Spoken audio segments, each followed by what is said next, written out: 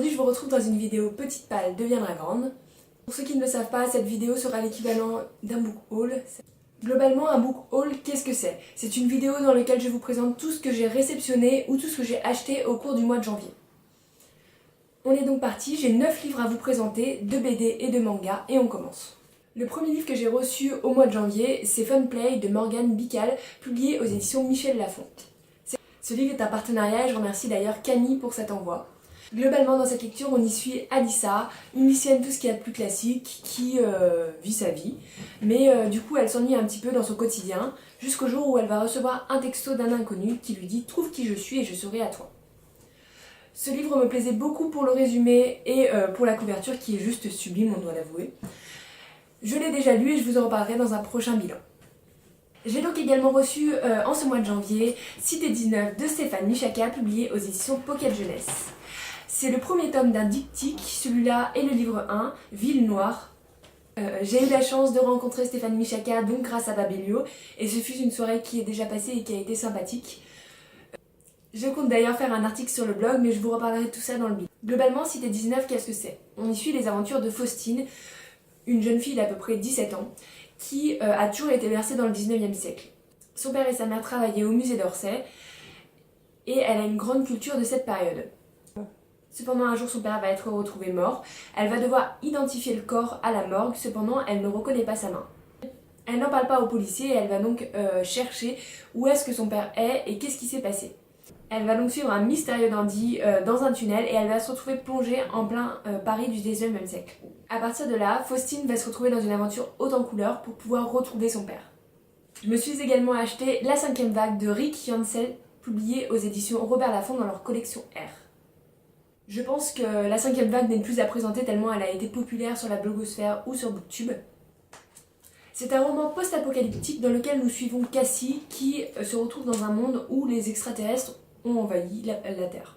Cette invasion se situe en plusieurs vagues. La première vague correspond à l'arrêt de tout ce qui est électrique. La seconde sera des phénomènes naturels type tornade ou tsunami. Et la troisième sera une maladie qui tuera énormément de personnes. On y suit Cassie à ce moment-là. Elle a été séparée de son petit frère et elle cherche dans ce tome-ci à le retrouver. J'ai acheté ce livre parce qu'il sortait au cinéma. Bien sûr c'est tout moi, je l'ai commencé mais je ne l'ai pas encore terminé. Je vous en reparlerai donc dès que ce sera fait. Le prochain livre que j'ai à vous présenter va vous montrer mon magnifique niveau d'anglais. Je me suis donc acheté The Cabinet of Curiosity, 36 Tall, Brief and Sinister. Ce livre est un recueil de nouvelles écrit par Stéphane Bachmann, Catherine Katzmel, Claire Legant et Emma Traven. C'est un recueil de nouvelles donc, qui nous suit différentes petites histoires un peu morbides dans l'univers qui se rapproche de Tim Burton. Je me suis dit que c'était une bonne idée de commencer un livre en VO par des nouvelles. Ça permet de lire quelques pages et de s'arrêter. C'est assez difficile. On verra donc que ce que j'en pense à la fin. En tout cas, ce livre me tentait beaucoup parce que c'est juste un magnifique objet livre. C'est un livre qui est illustré et qui propose des pages en grisé un petit peu comme ceci, ou des pages blanches avec des petits dessins. C'est un livre qui est également en hardback, en couverture dure. C'est donc pour l'objet livre principalement que je l'ai acheté et j'ai donc envie de découvrir l'histoire à côté de ça. J'ai profité de faire un petit tour à Gilbert pour acheter quelques livres. Je me suis donc trouvé en occasion Le Gardien de la Source de Vanessa Terral, publié aux éditions Pygmalion.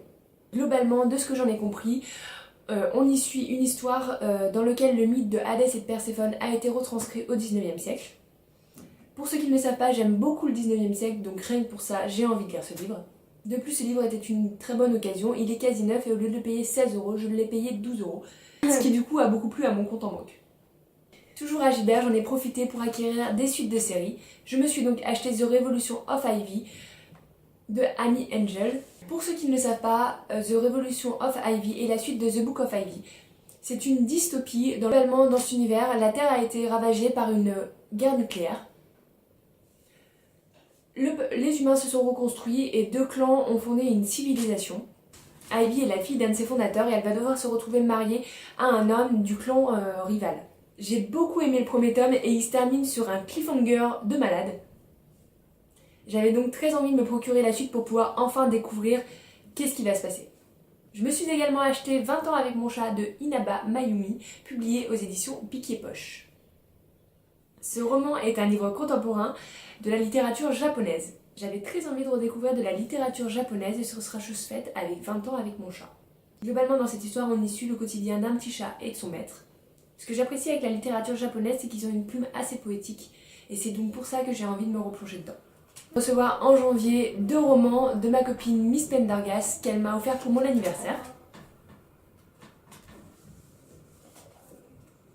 Le premier roman que j'ai reçu de Miss Pendergast, c'est Les gens heureux lisent et boivent du café de Agnès Martin-Lugan, publié aux éditions Pocket.